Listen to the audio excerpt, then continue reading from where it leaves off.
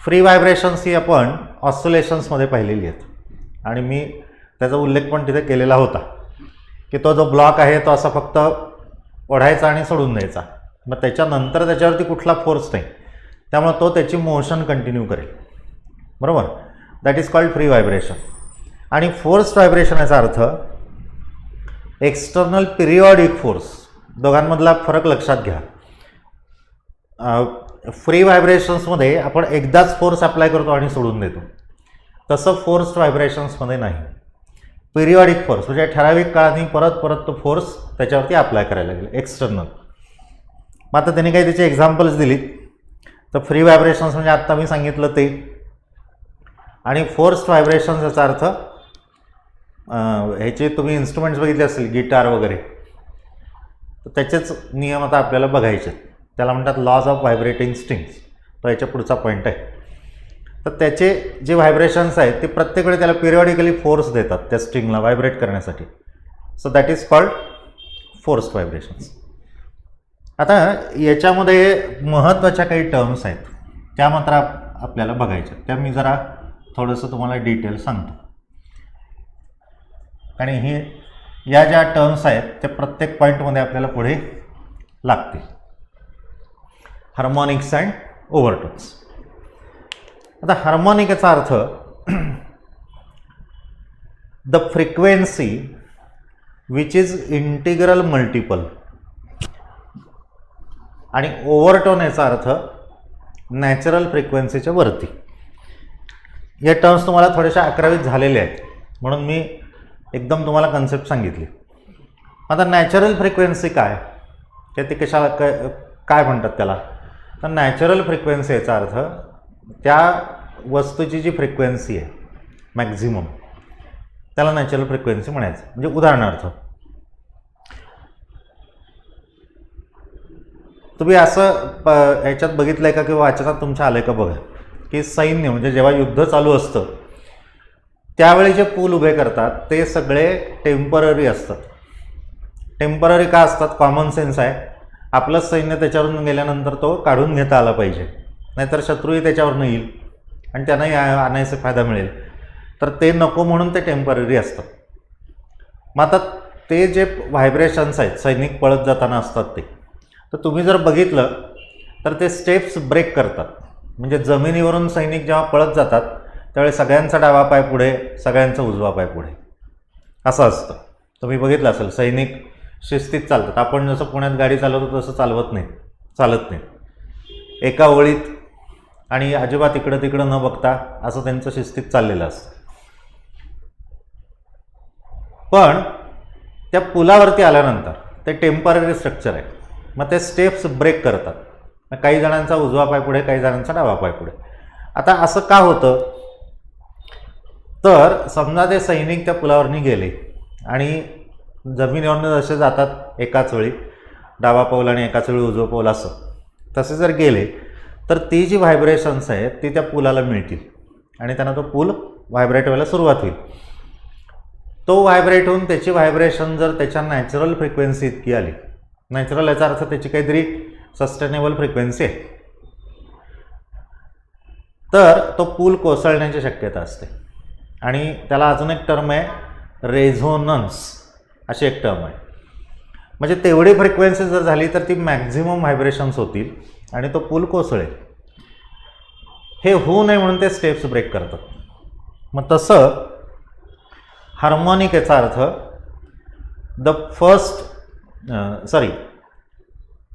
when the frequency of a particular overtone is an integral multiple of fundamental frequency.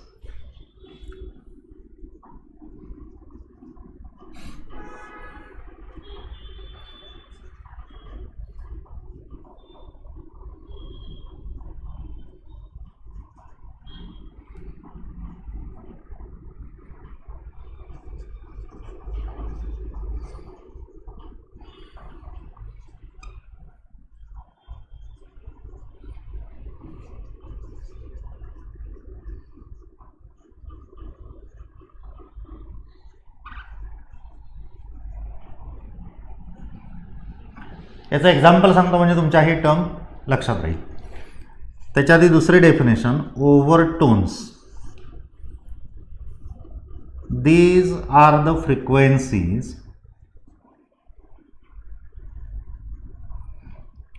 which are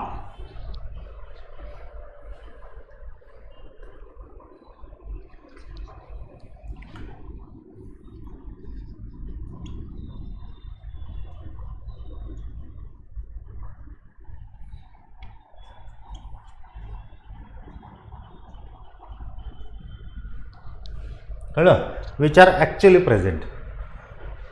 आता उदाहरणार्थ बघा, n, 2n, 3n and so. तर n साठी आपण म्हणणार fundamental frequency. जरा हे इकडं लिहितो म्हणजे व्यवस्थित लिहिता येईल. या दोन डेफिनेशन्स तुमच्या लक्षात आल्या. आता याचा अर्थ मात्र बघू.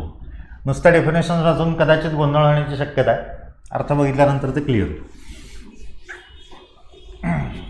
असं लिहूया, n, 2n, 3n, 4n and so.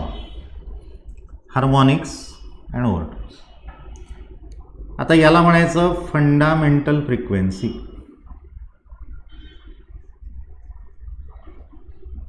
आता आपण काय म्हणलं होतं, इंटिग्रल मल्टिपल. मग एन हा इंटिग्रल मल्टिपल आहे, म्हणजे तो किती आहे, तर फर्स्ट हार्मोनिक 1n आहे तो. आता कळलं का बघ. मग आता त्याचप्रमाणे याला काय म्हणणार, सेकंड हार्मोनिक. याला काय म्हणणार, थर्ड हार्मोनिक, फोर्थ हार्मोनिक. पण ओव्हरटोन नावातच त्याच्या ओव्हरटोन आहे, त्यामुळे ही फंडामेंटल फ्रिक्वेन्सी, त्याच्यापेक्षा वरची जी फ्रिक्वेन्सी आहे, so that is called first overtone, second overtone, third overtone. बरोबर. म्हणजे थोडक्यात काय करायचं, हार्मोनिक बघताना एनचा कोएफिशियंट बघायचा, तो नंबर त्या हार्मोनिकचा. ओव्हरटोन बघताना मात्र फंडामेंटल फ्रिक्वेन्सीपासून हायर, म्हणजे first, second and third and so on. आता परत अजून एक थोडीशी कन्सेप्ट आहे याच्यामध्ये. अजून एक एक्झाम्पल घेतो म्हणजे चांगलं लक्षात राहील. मी आता याच्यात थोडासा बदल करतो. n नंतर 3n, 5n, 7n अशा फ्रिक्वेन्सीज आहेत. आता इथं बघायचं एनचा कोएफिशियंट म्हणजे थर्ड हार्मोनिक, एनचा coefficient fifth harmonic, seventh harmonic. आता नीट लक्ष द्या. मी आता एनचं कोएफिशियंट बघणार नाही, तो फंडामेंटल फ्रिक्वेन्सीच्या किती नंबर आहे, फर्स्ट. हा किती आहे, सेकंड. हा किती आहे, थर्ड. आता समजलं का बघ. So first overtone, second overtone, third overtone. ओळीनी ओव्हरटोन्स आहेत ते ओळीनी येते, आणि हार्मोनिक्स मात्र तो जो इंटिग्रल मल्टिपल आहे तेवढेच येते. आता लक्षात आलं. अजून एक एक्झाम्पल बघूया. समजा अशा फ्रिक्वेन्सी आहेत, 5n आहे, त्याच्यानंतर समजा 8n आहे, 11n. समजण्याचे एक्झाम्पल घेत नाही, अशा फ्रिक्वेन्सीज असतातच असं नाही. मग आता हा हार्मोनिक किती, फिफ्थ. हा हार्मोनिक किती, 8th. हा हार्मोनिक किती, 11th. हा हार्मोनिक किती, 12th. पण ओव्हरटोन first, overtone second, overtone third, ओव्हरटोन fourth. आता लक्षात आलं का बघा तुम्हाला. म्हणजे ओव्हरटोनसाठी फंडामेंटलपासून ओळीने मोजायचं, बरोबर. आणि हार्मोनिकला जो इंटिग्रल मल्टिपल आहे तेवढाच त्याचा नंबर घ्यायचा. आलं लक्षात.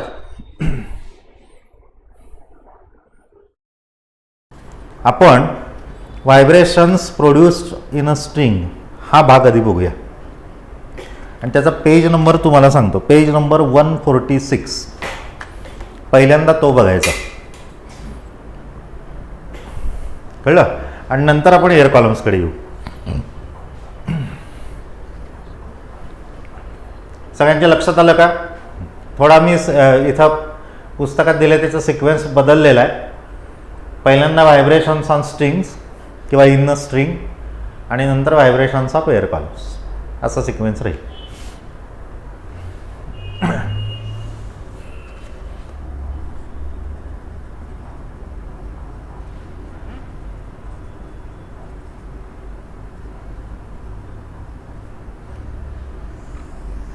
Vibrations produced in a string. आता ही जी व्हायब्रेशन्स आहे त्याचे डायग्रॅम फक्त मी काढतो आणि मग मी तुम्हाला समजावून सांगतो. डायग्रॅम मी कुठली काढणार ते सांगतो. Figure 6.11 page number 146 ABC. तुम्ही सुद्धा त्या बघून तिने काढायला हरकत नाही. हे रिजिड सपोर्ट्स आहेत, लेंथ सारखीच दाखवायची आणि स्ट्रिंग. आता पहिला जो व्हायब्रेटिंग मोड आहे त्याच्यामध्ये एकच लूप तयार होतो म्हणून याला म्हणतात फंडामेंटल, आणि ही लेंथ आहे ती कॉन्स्टंट आहे. आता ज्या अर्थी हा लूप असा असेल म्हणजे एकच लूप आहे त्या अर्थी आपण लेंथ ऑफ वन लूप पाहिलेली आहे, बरोबर. आता दुसऱ्या केसमध्ये काय असेल तर असे दोन लूप्स तयार होतील.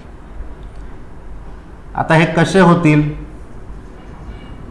तर इथं फक्त तो स्ट्रिंग असा पकडून ठेवायचा मध्ये आणि व्हायब्रेट करायचा. अर्थात हे थेरॉटिकल आहे, घरी हा अगदी असंच दिसेल असं नाही, प्रयोग करून बघितला तरी. आता हे जे आहे त्याची वेव्हलेंथ मात्र बदलणार आहे. ह्याच्यापेक्षा वेव्हलेंथ वेगळी, म्हणजे हा अर्धा, हा एक लूप आणि हा एक लूप. वेव्हलेंथ समजा λ1/2 असेल, λ1 असेल तर λ1/2 प्लस λ1/2 म्हणजे हा टोटल किती आला? λ1 आला. मग आता हे समजण्यासाठी म्हणून आपण हा λ1/2 इथं लिहा आणि इथं पण λ1/2 लिहा. कळलं? आणि तिसऱ्या डायग्राममध्ये 3 लूप्स.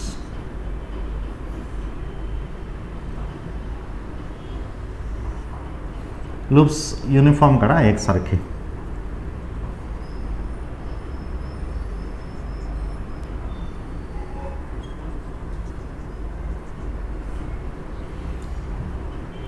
आता परत वेव्हलेंथ बदलणार आहे. λ2/2 λ2/2 आणि λ2/2. समजलं? Figure A, figure B, figure C.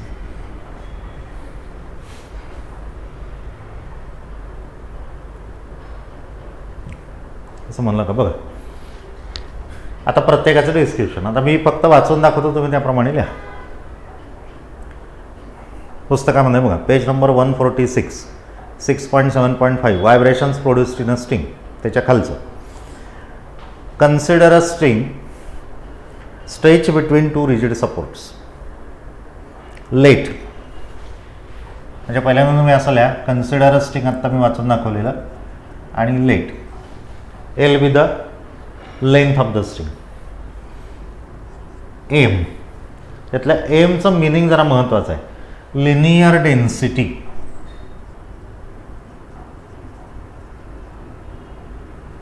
म्हणजेच मास पर युनिट लेंथ. म्हणजे हा स्मॉल एम आहे तर स्ट्रिंगचं मास म्हणजे तो दोरा जर घेतला आणि त्याचं वजन केलं तर त्याचं जे मास आहे ते म्हणजे ॲक्च्युली ही व्हॅल्यू अशी. कॅपिटल एम म्हणजे मास ऑफ द स्ट्रिंग. प्रॉब्लेमच्या वेळी परत आठवण करून देतो, कारण प्रत्येक वेळी लिनियर डेन्सिटी देतात असं नाही, मास पण देतील. T tension applied to the string. समजलं नोटेशन? आणि एखाद दुसरी वेळ सोडून द्यायची म्हणजे राहिलं तर लिहिता येतं आपल्याला. आता if the string is made to vibrate by plucking और by using a vibrator like a tuning fork. म्हणजे प्लकिंगचा अर्थ तुम्ही काही मुलं बघितली असतील लहानपणी, असं ते आपल्याकडं आपण किराणा मालाच्या दुकानात जर गेलो तर असे जाड दोरे पूर्वी मिळायचे. आता प्लास्टिकच्या पिशव्यामध्ये सगळं पॅक करतं, पण तो पुड्याचा जो दोरा असतो तो असा जाड असतो आणि आपला रिळाचा जो असतो आपण ज्याने कपडे शिवतो ते अगदी बारीक असतो तो. तर तो जाड दोरा जो असतो तो असा दातात धरायचा आणि वाजवत बसायचा. छान आवाज येतो. तुम्हाला टाईमपास करायचा असेल तर तुम्ही करून बघू शकता. पण जाड दोरा आणायचा. कपडे शिवतात तो दोरा चालणार नाही. मग ते काय असतं, दॅट इज प्लकिंग. असं सारखं बोटाने ते हे करायचं, व्हायब्रेट, थोडंसं ताण न्यायचं आणि तीच कन्सेप्ट आहे इथं.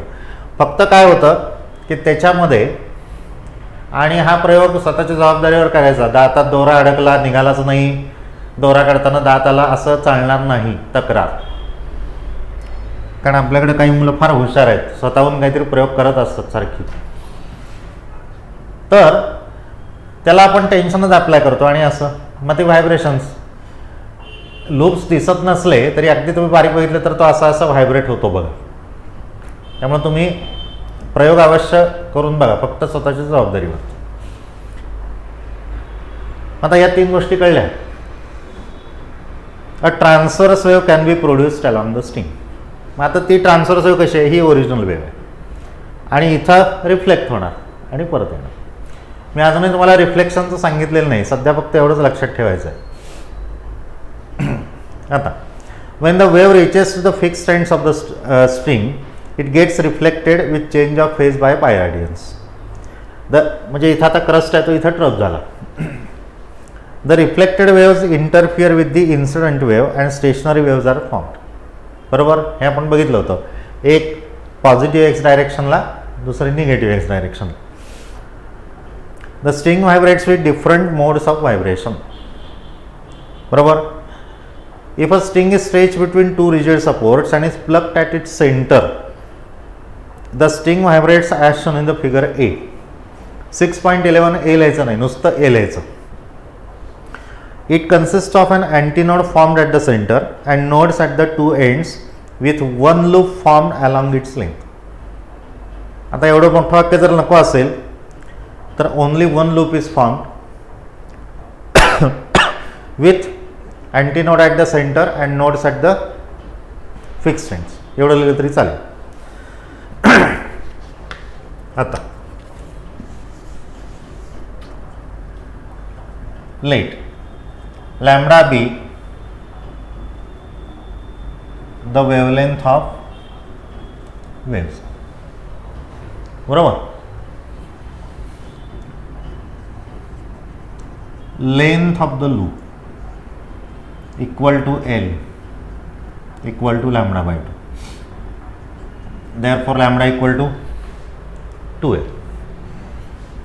Since V equal to n lambda, V म्हणजे velocity of waves, therefore n equal to V upon lambda. आता तो जो V चा फॉर्म्युला आहे, लॅम्बडा किती आहे इथं 2L आहे आणि V चा फॉर्म्युला आहे तो square root of T by M आहे. त्याचं डेरिव्हेशन आपल्या सिलेबसमध्ये नाही, त्यामुळे नुसतं लक्षात ठेवायचं square root of T upon M. T म्हणजे टेन्शन. मग आता हे कोणाचं उत्तर आलंय, Nचं उत्तर आलंय.